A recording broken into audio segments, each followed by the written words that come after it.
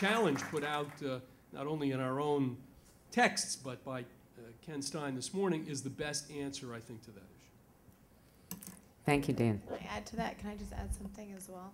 Yes, of course, Brooke. In my very little experience doing, advocacy for the state of Israel, I found that when you strategically pick an issue that you can form base consensus on with people that you might otherwise disagree, there's ways to move forward. So the two issues, for example, that I chose were the human rights of Muslim children. Muslim children are innocent. Muslim children deserve the same protections as every other child across the globe. That's an issue that resonates with people who are pro-Palestinian advocates, for example. So when I do events, and I did my movie, a documentary specifically on this issue, I got together with people from Columbia University, people who weren't necessarily great friends of Israel, and we formed a base consensus on the issue that Muslim children don't deserve to be taught to take their own lives as suicide bombers. And from that, we moved up because we were able to agree on that basic issue, and once we agreed on that, we then agreed that schools shouldn't be teaching Muslim children to hate the enemies of Islam and to kill themselves for jihad. Another issue, for example, that I think has the potential to form base consensus and appeal to other people's self-interest is that of lawfare. I tried to get across in my delivery that it's very much against the interests of the United States, not just Israel, to support this type of lawfare. So I would say focus on those two issues. Professor Stein. Yeah, quickly, we in the Jewish world, as long as we've had Zionism, we've had anti-Zionists. We've had non-Zionists. Now we have post-Zionists. We have postmodern Zionists. We seem to have everything that appears in the academic world in terms of dividing up who we are. So it's not rare, and it's certainly not unexpected that there will be Jews within the Jewish community that will disagree with certain policies or even the whole notion of a Jewish state. We have a book that was recently written by a professor at Tel Aviv University, Shlomo Sand, who even questioned the whole notion of Jewish peoplehood. He wrote a book and published it. Coming to grips with who we are as a community has always been an issue for us. And I think the first thing we would like our colleagues to do is first tell us what you believe in, rather than tell us what you don't believe in. Come down hard and say, I believe in the state of Israel. I believe in Zionism. I believe the Jews have the right to self-determination. I believe in a Jewish state. Now let me tell you what I'm against. I'm against X, Y, and Z. Second, we've always had a broad tent. We keep it a broad tent. We just have to be careful about the language we use. And this I'll end because I don't want to go on too long. We have upped our language, the harshness, the sharpness, the acrid nature of it, much like the general community has. In the last 10 or 15 years, politics in America has become polarized. And that has happened in the Jewish world as well. We are a reflection of the majority world in which we operate. And I would suggest, because we are a minority, it's much more difficult for us, with our numbers, to use negative language and accept negative language. Can you imagine using negative language in Auschwitz of one Jew against another because one was a Reform and one was an Orthodox Jew? I don't believe so. And I think we just have to tone down our anger. Be less vehement, be less violent, be more accepting, and use more rationality. Thank you. Next question. Hi, I'm Elke Weiss from Act for Israel. I wanted to direct my question to Ms. Goldstein. You talked about how we are facing delegitimization on drones, but the problem is on college campuses, people are anti-American. People are anti-Bush and anti-drone. So if you say, well, this is leading to anti-American sentiment, they'll be grateful. I've been told just yesterday that I'm living in a racist, terrorist country and should be ashamed of myself. I'm used to hearing that from Israel, but now I'm hearing it from America. So where do I go? How do I respond to that in a legal fashion? And again, enormous fan of your work. So I I think you're pointing out to the systemic problem that we're seeing, like I said, not just in the Jewish community, but in communities in general, in the American community, where we tend not just to delegitimize the rights of Israel as a state sovereign, but the rights of the United States. I mean, we have people calling to read Miranda rights to terrorists that are captured on the battlefield. And basically what this is a product of is a lot of misinformation. There is an active attempt to confuse the laws of armed conflict with human rights law. And I think first and foremost, we have to hire speakers to visit those campuses to explain the basics, to go back, like has been said by other members of this panel, to educate them. What are the rights of soldiers fighting terrorists on the battlefield, and what are the rights of terrorists captured on the battlefield? Go back to those basics. And then the other thing is, I just want to make clear, what we're not against is international human rights law. What we're not against is holding people accountable for violations of human rights law. We're against the lack of due process and the hypocrisy and the bias exhibited in those forums that are supposed to be the great arbiters of human rights law. So I think, number one, there has to be a basic education process, and number two, we have to examine the different decisions coming out of those forums. Examine, for example, why did the ICJ, in its advisory opinion, refuse to hear Arab citizens, Christian citizens of Israel who were wounded in terrorist attacks? And we have to turn it around and ask those questions. Thank you, Brooke. I'd like to thank those who asked the questions, and I want to certainly thank our panel of speakers for very valuable presentations. And it is my pleasure now to call on Marlene Post, who is the chair of the AZM board.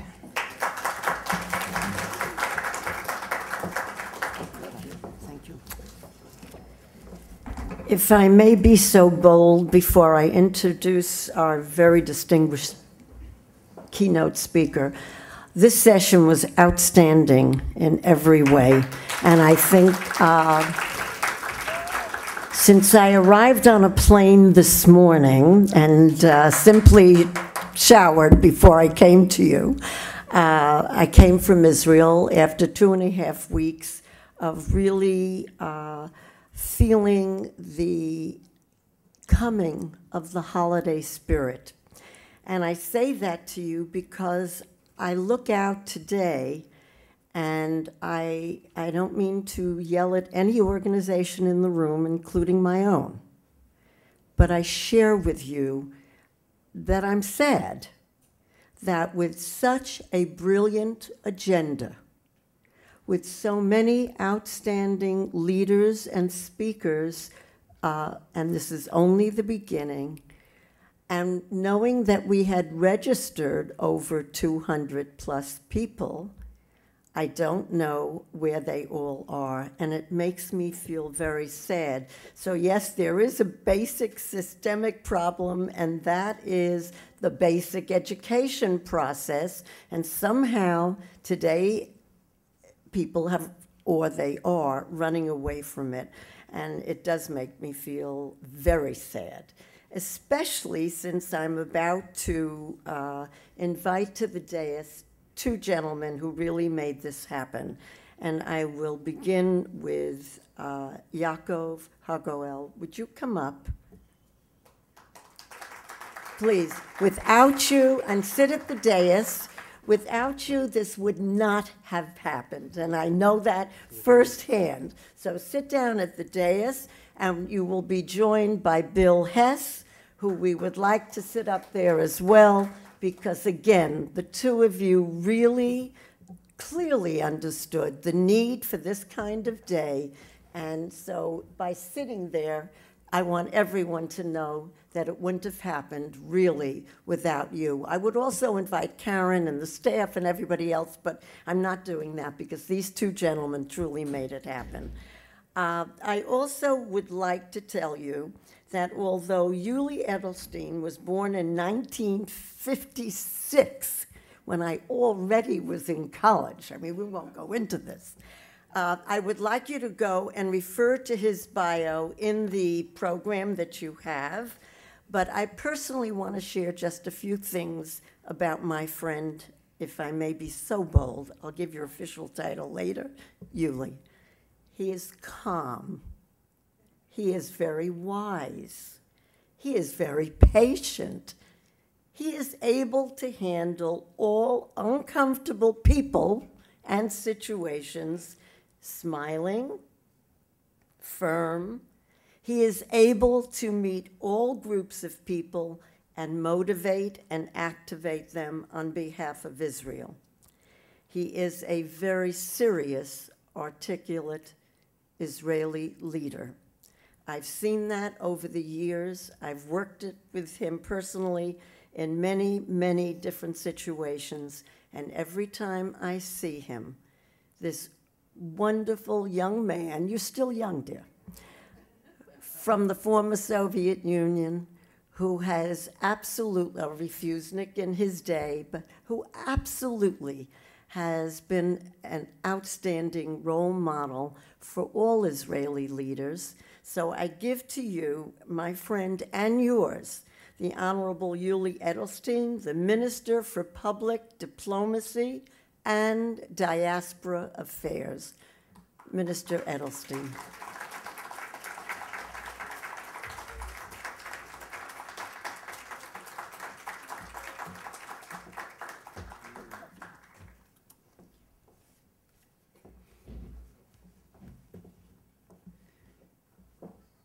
Thank you, Marlene.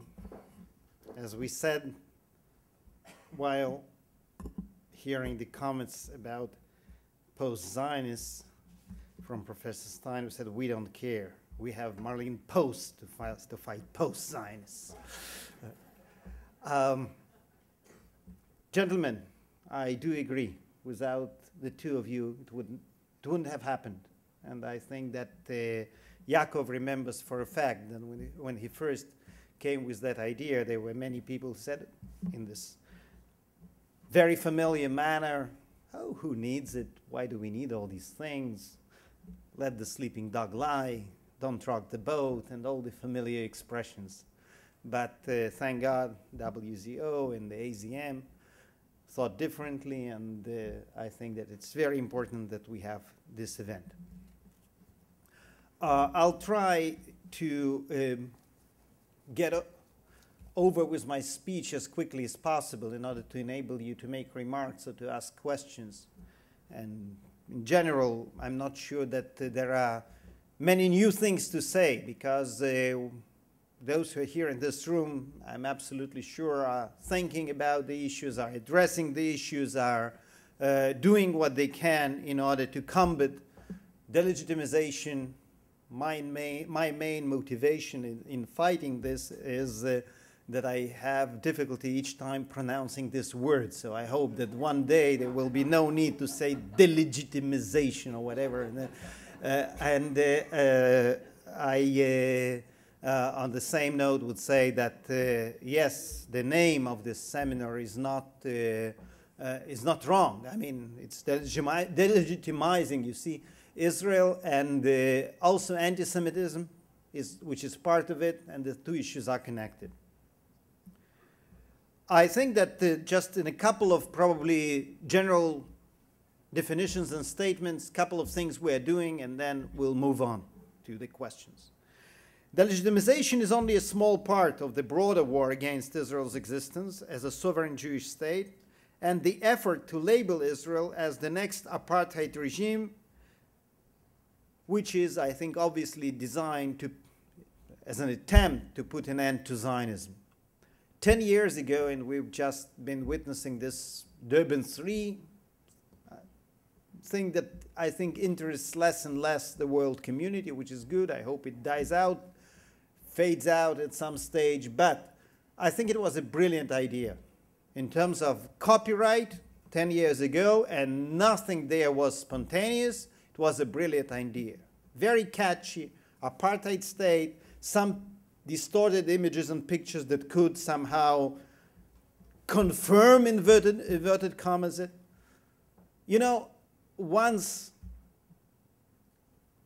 and it's already, I guess, a kind of a call for action, once we are talking about it, we should be aware that if we just present it as an Israeli problem, you know, oh, they call us an apartheid state, that's not true. And there we already are explaining ourselves. And as football coaches usually say, I prefer winning and not explaining after the game why I lost. So we shouldn't start immediately explaining. I think there's one thing we could not explain, but rather give advice to those who, and there are people like that, who care about apartheid, care about racism, and still call Israel racist or apartheid state, you name it.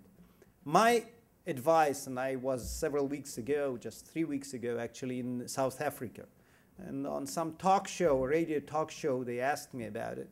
And I said, you know, I know you didn't ask for my advice, but my advice to you is, me as an Israeli leader, and as a Jew, as just an Israeli, I'm never making any comparisons to Holocaust.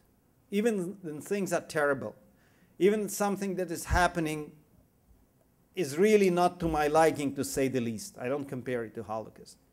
So for all those who really think of the victory over apartheid in South Africa in positive terms, I think it's my best advice not to compare things, even wrongdoings, to apartheid, because it diminishes the victory over apartheid, diminishes victories over racism, takes away the attention from the real problems and brings it somewhere where, I can't have a better expression, they are looking for the coin under the street light.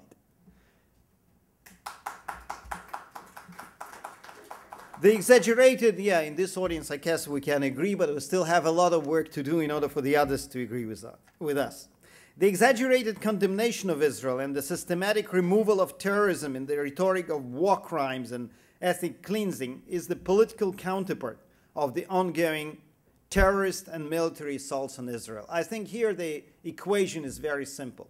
It's very difficult, and I guess our enemies understand that, to win in the battlefield. Very difficult, and Israel proved it time after time. It's not instead of terrorism. It's a combination. Because, as it was just mentioned in a different conflict, armies, democracies fight defending themselves or interfering with the wrongdoings based on legitimacy. When we are all the time on the defensive, we all the time have to prove that IDF soldiers are not deliberately killing, raping, looting, you name all these things, there's already a problem. Our enemies realize that. That's why they are trying all the time to label Israel, IDF soldiers as the worst of all evils. Once again, it's not just a campaign, it's part of this whole assault on Israel. BDS that comes together with it. Absolutely the same. To weaken, to try to break the backbone, to try to get more and more people involved with this justified, positive, you name it, campaign against the country that is apartheid, which army still occupies and does all these things I even don't want to repeat once again. This is part of this assault. Once again, not innocent, not a popular in terms of the populi effort, very well organized, very well funded. All the proof, I think, is just these days you don't even have to go to the Israeli intelligence for the proof. You just have to press a button and find it all on the web. I think that here the main problem is that we are somehow forgetting that in order to organize an effective campaign, it's not enough to have this motivated and funded and you name it group of Islamic radicals or ultra left-wing activists that are behind it. They need broader support for that. They need broader circle. And I think in terms of that, our main task would be to really try to, shall we say, build a wall between those who are trying to organize it and the rest, elected officials, trade unions, just customers, and not always simple, but I think in many cases doable. By the way, the good news here is that it's not new. 40 years ago, when Israeli economy was much weaker, to say to say the least, when we were much more isolated, I think that we still managed to cope with this attempt of boycotting Israel. Just to remind you, those were the days when you couldn't buy a Japanese car in Israel because all those companies were scared of the Arab boycott. You couldn't drink Pepsi Cola because they were scared of the Arab boycott. And still, we are around. We are one of the, according to many international bodies, is one of the more stable economies today. And Standard & Poor, for a change, not to remind sad things about other countries, but the Standard & Poor are raising the Israeli ratings to A+, and so on and so forth. So I don't understand actually why they believe that they can break us these days with BDS. But still, you know, not to say that it's not dangerous. I think it is dangerous, and I think once again it's catchy, this campaign. Part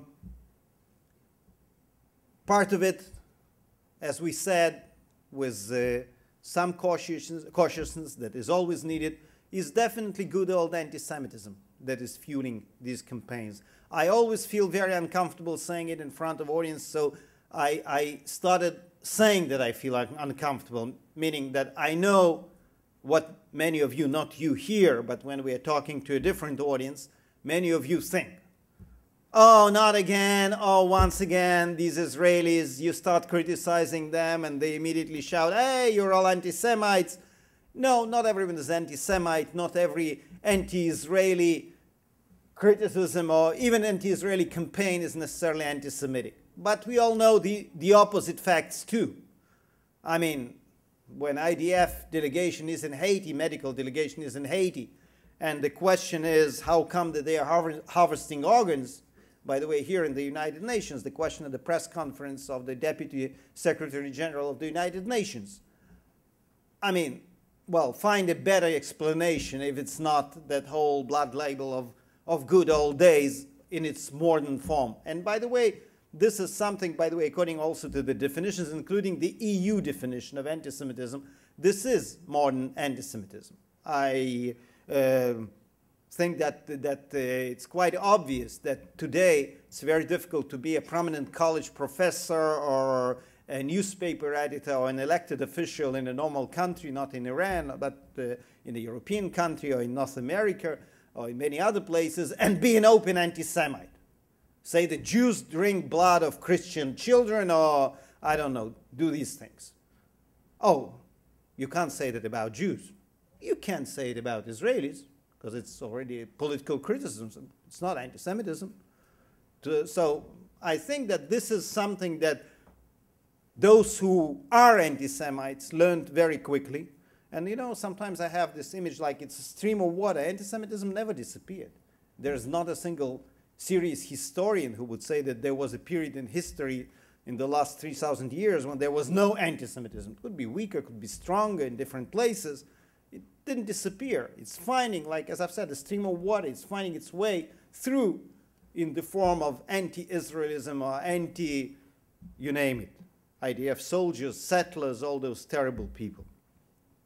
You know, we just had a very good example of the situation that I'm trying to describe. A couple of days ago, on Friday, with the speech of Abbas Abu Mazen. You know? I'm not talking, by the way, about his speech. His speech, okay, well, what can you do? Here's the guy, he can't negotiate because he doesn't represent, he's only part of the population that represents hardly part of the population that's under his control, definitely doesn't represent the Gaza Strip. He definitely can't compromise on anything. He can't recognize the existence of the State of Israel. He can't give you the finality of the conflict, end of claims, as we say in negotiations. So he's basically maneuvering all the time.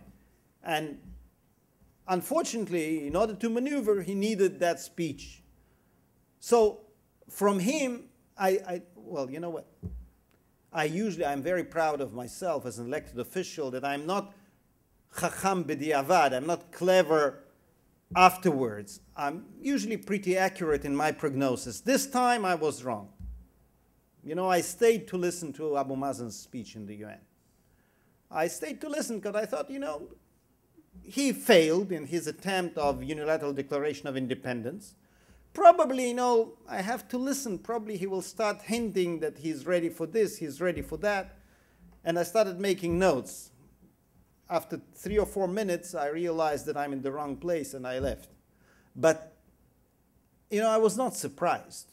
Not by IDF soldiers deliberately killing Palestinians at the checkpoints, not by me, because I'm a resident of Gush Etzion, being part of settlers' violent militias supported by the Israeli government that are chasing the Palestinians, not by our on purpose, speaking of anti-Semitism, yes, on purpose excavations of the holy Muslim places, historical places, and so on and so forth. This was kind of, was to be expected. The standing ovation for still another lie and another lie and another lie. Are they all anti-Semites? No, they're not anti-Semites. They're all, you know what, I'll tell you, they're all very ignorant. Some, I'm not talking about the Iranian delegation or some others, but many of those who were applauding, they just don't have a clue. And I'm saying that from a lot of personal experience of talking to journalists, diplomats, and even country leaders in different places. They don't have a clue. They could believe that there are settlers' militias that are, you know, before breakfast go out and just shoot a couple of Palestinians for fun and then come and have cornflakes. They could believe it because they don't know, and so on and so forth. So I think that in terms of our tasks, if we move, I promise not to deliver too long a speech. So in terms of our tasks, I think that first of all, the recognition, the realization of the problem is step number one. Israeli governments for many years were, I guess, ignoring the importance of all these campaigns and the public diplomacy and the public fight. It's different today.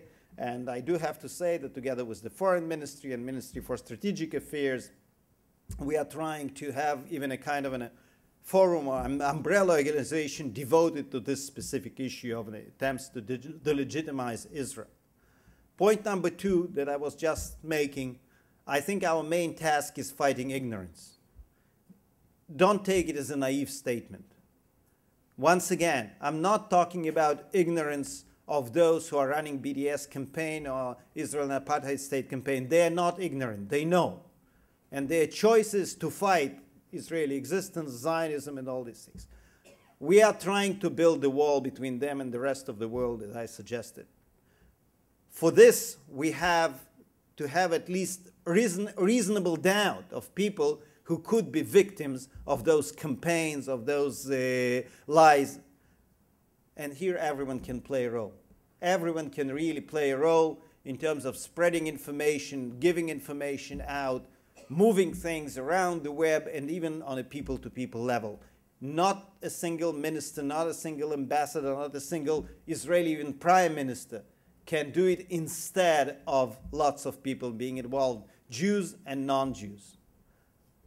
I, by the way, think that first and foremost, and I heard the question to the previous session about Jews who either don't care or even are on the other side. We just even, after Netanyahu's speech in the UN before Shabbat, you know, I was watching it on several channels, how either both sides were represented by the Jews, or in one case it was Christian, Christians for Israel coalition or something like that, with on the pro-Israel side, and this fellow Norman Finkelstein on the other side. So, I mean, you know, I am not sure that anyone has the power to change the mind of Norman Finkelstein, but if there's any.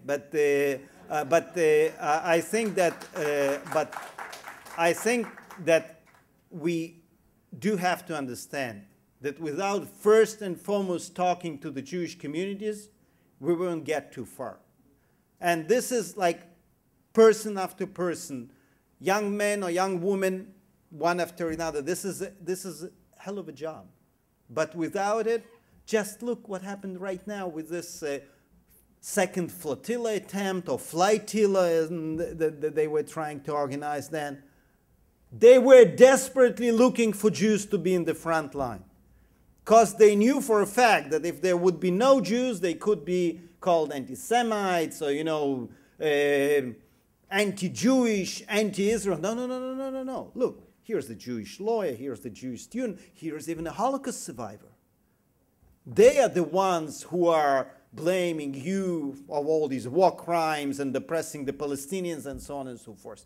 So here, our first and foremost, first step is to try to enlarge as much as we can the rows, the lines of the Jewish communities, Jews all over the world, including in this country, in order to stand for Israel. And by the way, I did hear the political connotations of that. Yes, there is a political argument. And yes, we don't have to be so open that the brains fall out as far as support of Israel is concerned.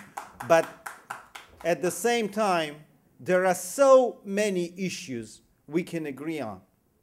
There are so many things to say about Israel that even those who don't necessarily agree with me or vote for me in Israel would agree, that I think that we have to strengthen that and to try to work in it as much as possible. Which brings me to the concluding statement. Hard reality is a very proper name for this seminar. No, we shouldn't pretend that things are not happening. Things are happening. At the same time, we in Israel sometimes have this tendency of very quickly saying, it's terrible, we are isolated, the whole world is against us, everyone's anti-Semite. What can we do? Nothing could be done. That's not the reality.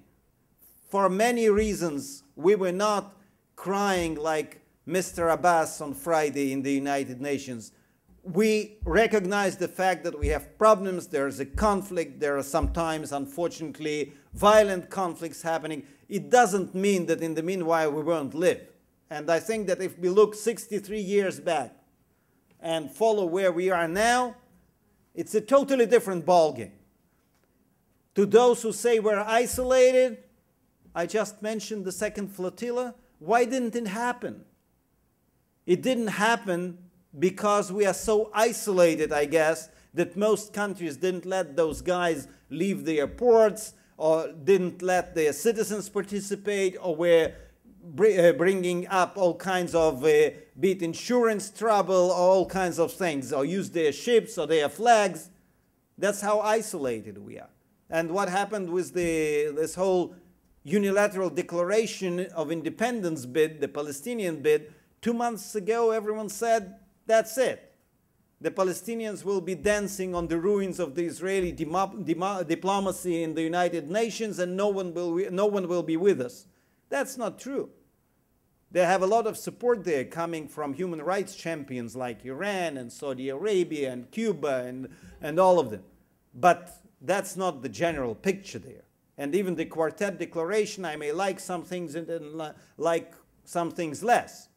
But it doesn't say all these things that we already kind of got used to about illegal settlements and 67 lines and all these things. No, it's a general declaration. So this is something that we have to keep in mind. That on one hand, we have to be very careful, watch out, combat, not to avoid confrontation when necessary. At the same time, when someone's depressed and someone sees it all black and someone's sure that nothing could be done, he is a very poor, she is a very poor warrior. We are not there. We are optimistic. We have enough friends around the world. We have enough people in Israel who realize that this battle is no less important than the battles in the battlefield. And with all these things combined, and with one simple thing to remember, that the truth is on our side, we can definitely prevail. Thank you.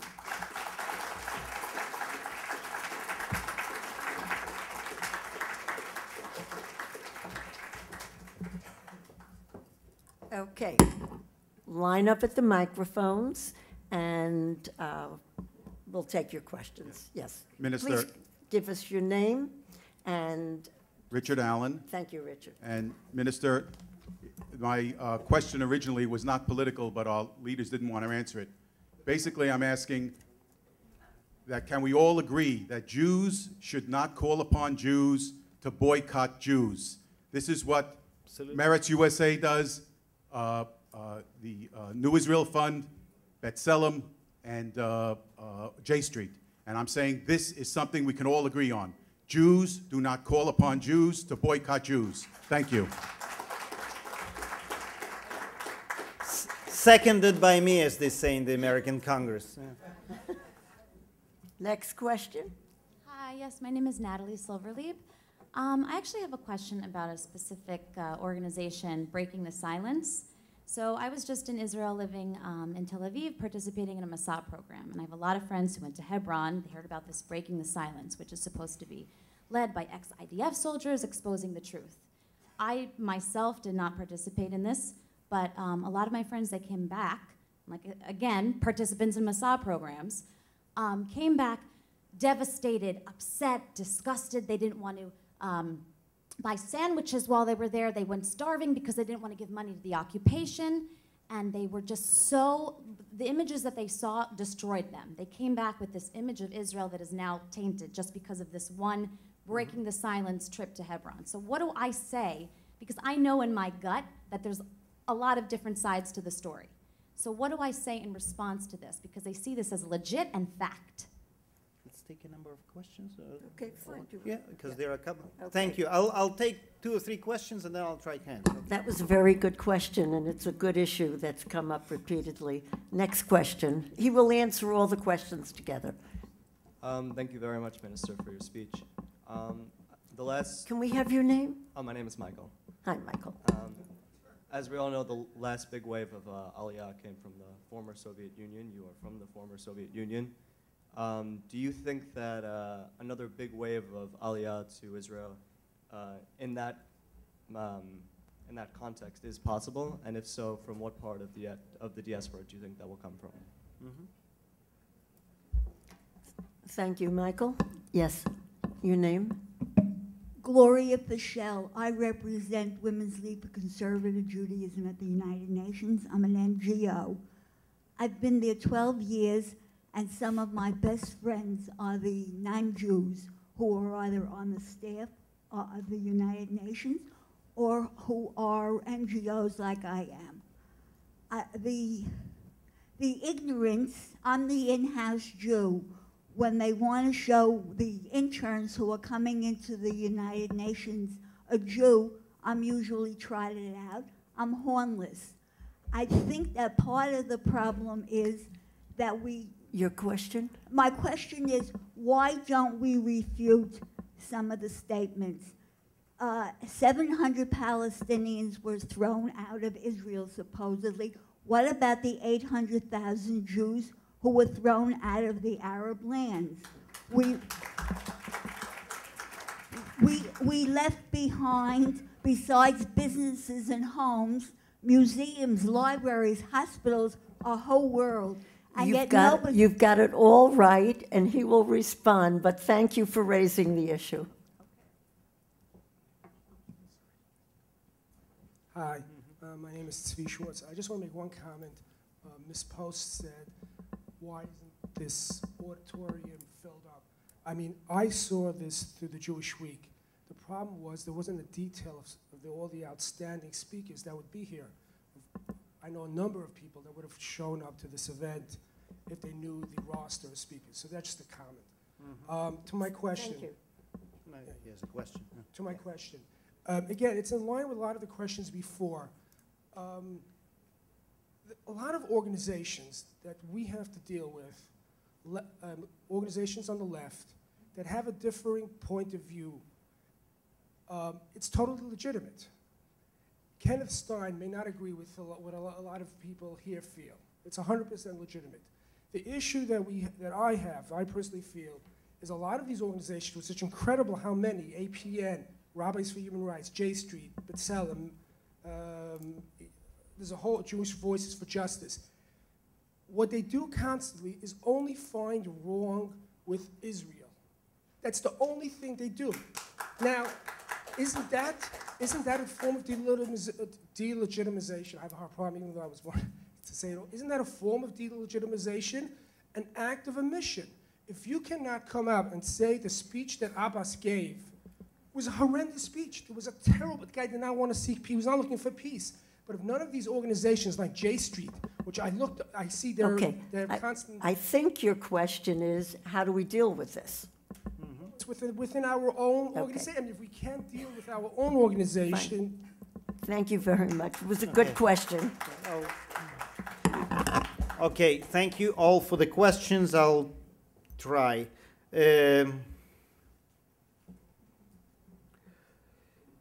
First of all, Natalie, I think was the first question, breaking the silence. It is damaging. You know, one thing, hard to believe, but 40 years ago, I was in sports, and our coach was, he was not a great professor, he was a good coach. So before every competition, he would row us all up and say, please remember, as long as you think that the one who is opposing you is an ass, you'll stay an ass. And that was, I mean, an ass not in the American sense of the word, a chamor, you know, that as long as you think that the ones opposing you are chamorim, you will stay chamorim. That was his short instruction before every competition. We are not facing chamorim. We are facing people who, I said, are well-motivated, very well-funded, well-trained. So breaking the silence is just one of the examples. Let's take it for a second as a case study. You asked, how could you react? How could you explain? Just think of an analogy. How would you feel about a person who would publicly, I've been like start a campaign saying, 5 years ago, I was a witness. Oh no, not a witness. I participated in violent crimes. I was, I don't know, you choose. I don't want to choose the crime, not to be too graphic. I was part of it, he would say. Did you do anything 5 years ago when you were part of that crime? You were participating in what? Looting, raping, killing, robbing. What did you do? Did you try to stop it? No, you obviously didn't. Did you go to police? You obviously didn't. Did you do something to help the victim? You obviously didn't.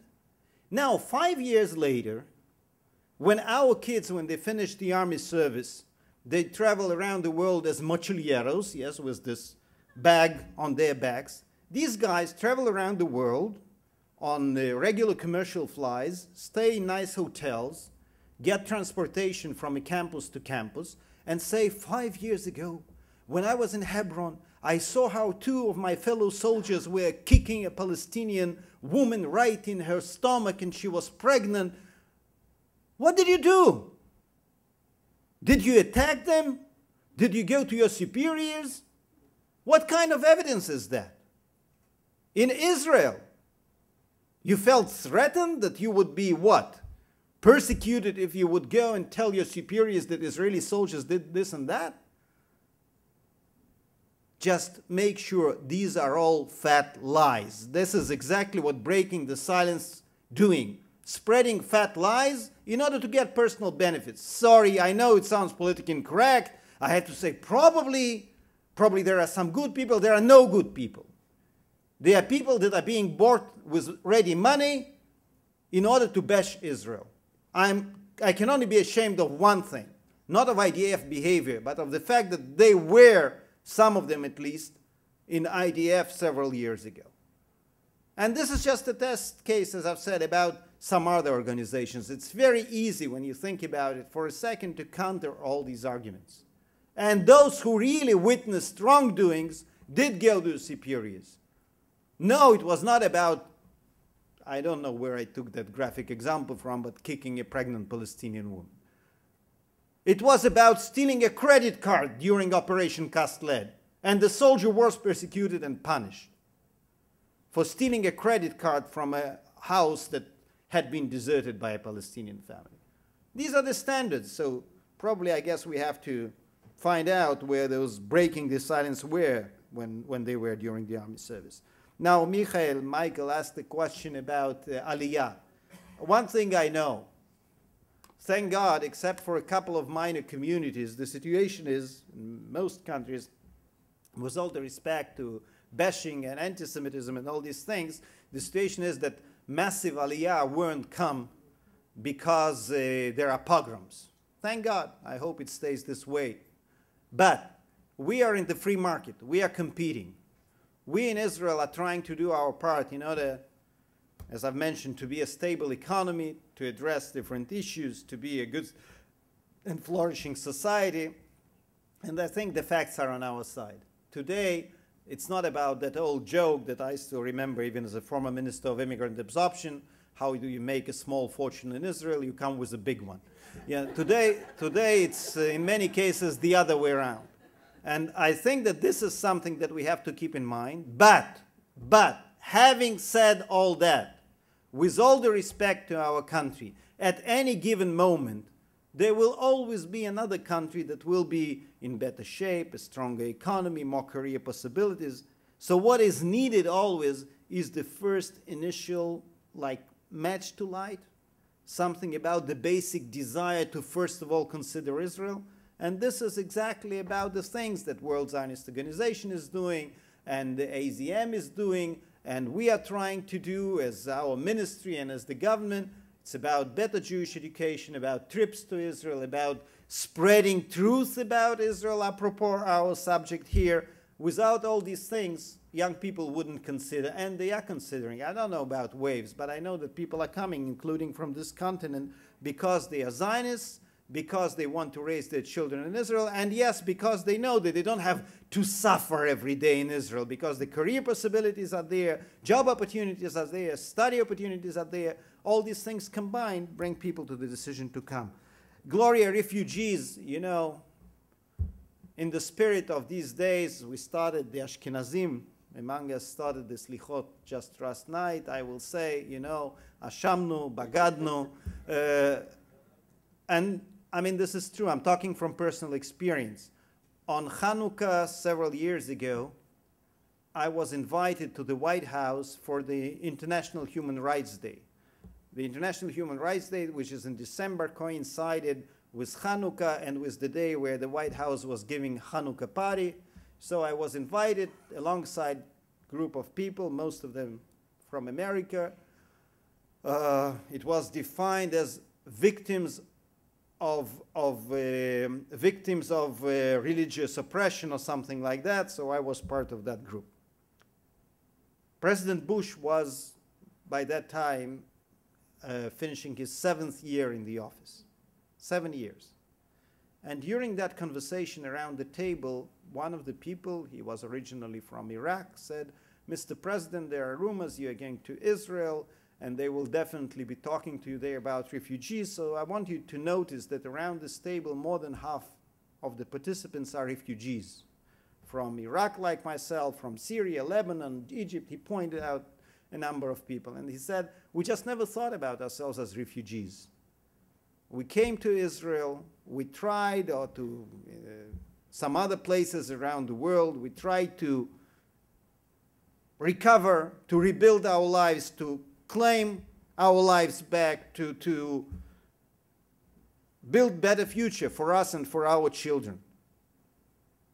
And you know, I don't have to share with you this very simple and well-known fact that today half the government are either these refugees or their children, half the Knesset. I don't know, you know, we can continue with the numbers. Definitely the majority of mayors in Israel. So why I'm telling you all that? Because President Bush, 7 years in the office, stopped that guy, looked back. They were like his national security advisor, press secretary, chief of staff, a couple of other advisors sitting in the room. He looked at them and said, "How come no one ever raised that issue with me?" And I turned red, because during those 7 years, numerous different Israeli prime ministers, foreign ministers, presidents, you name it, had meetings with President Bush. No one ever raised that issue with him. So I think it's our task, Gloria, as you absolutely rightly said, and it's getting better a little bit, to remind the world that even in the US resolutions, it never says Palestinian refugees or Arab refugees. It says the problem of refugees. So I guess it's about different refugees. And if one day there will be negotiations, all the refugees and their property and their communal property and the question of compensation and all these things should be on the negotiations table, but for that we have to create the proper atmosphere. The last but never least, and I'm already, I think, past my time, I wrote what Tzvi asked, but I can't read my writing. You know what the definition of literacy is? That at least you can read in one language. I even can't understand in what language I wrote it. So, Tzvi, what was the question about? Oh, yeah, about these groups. Sure. So, you know, once again, the wisdom is the clear line. On one hand, not to really throw the baby out, because there are many people with whom we disagree politically in terms of the future, in terms of the future arrangements and this and that, or religiously, and still they are not anti-Israel, they are not anti-Zionism, they could disagree with my government, I don't have a problem. There are many Israelis who disagree with me or my government, and I don't want even to tell you what they sometimes say about me and my politics. But at the same time, they're not anti-Israel or anti-Zionist. So at the same time, when I say the wisdom is not to pretend that that J Street is a pro-Israel lobby. I think that once again we have to remember that we are not necessarily dealing with those who are combating us openly in the ring. They go into the ring and fight us. That was a smart idea. That was a smart idea, to create a group that would say it's pro-Israel and start, by the way, with like minor activities that you couldn't define as anti-Israel, and then slowly but gradually develop campaigns of not boycotting Iran and its nuclear weapons, or yes, boycotting Israeli ambassadors, including Michael Oren, when they want to speak at the campus, and so on and so forth. So, Goldstone report, right. So it was a smart move. It was a smart idea. That's how we have to face it. And this is exactly the thing. You know, there are groups that are definitely not part of the broad Zionist consensus, and there are groups that are inside it, and it's absolutely the same, friends. If we would call everyone who would say, I didn't like Netanyahu's speech in the UN an anti-Semite, we will lose credibility. We will lose credibility. If we would call everyone who is not voting, I don't know, National Union or Likud an anti-Zionist, we will lose credibility. But the moment we are inclusive, and the moment we are looking for the common denominator, and the moment we are trying to put our activities together, to put our act together on the campuses and on the internet and in all the possible battle rings, unfortunately, with all those who agree that they are part of the broad Zionist consensus and never mind what they voted. You know what? Just some of you, Yaakov, I think, was there, and some others. We had a seminar here in this city on Thursday. Next to me, there were no, I'm not talking about Hudson Institute. We had something with different communities in this city, Afro-American community, Asian community, Latino community, Indian community, all the leaders, representatives were there. And we had a number of young Israelis with me on the stage, representing different Israeli minorities. You know what? And I sat there with a smile, tongue-in-cheek, and I'm saying to you quite openly, I never asked them what they voted in the last elections, because I most probably wouldn't like the answers. But they were there, talking for themselves and for their communities, because they didn't want, including Arabs and Druze, they didn't want Israel to be called an apartheid state. They didn't want Israel to be called a racist state. They felt personally offended when people would say that Arabs in Israel can't get decent education. They got decent education. So I think that once again, Tzvi, if we are inclusive, and if we are amitiim, as we say in Hebrew, in our approach, we will have the right to exclude those who are really part of Bashing Israel campaign. This is the only prescription I can give you. Thank you again for your attention.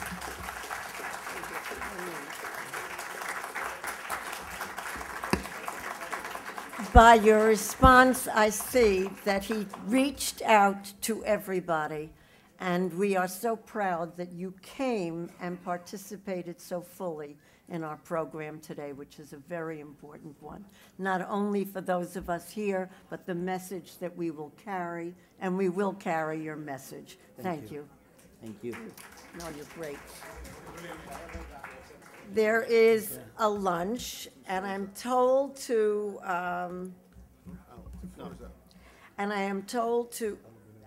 let you know that it's on the second floor, but the most important message is not that. It's that this afternoon we have an equally very full and important program, and we would like to have all of you participate again.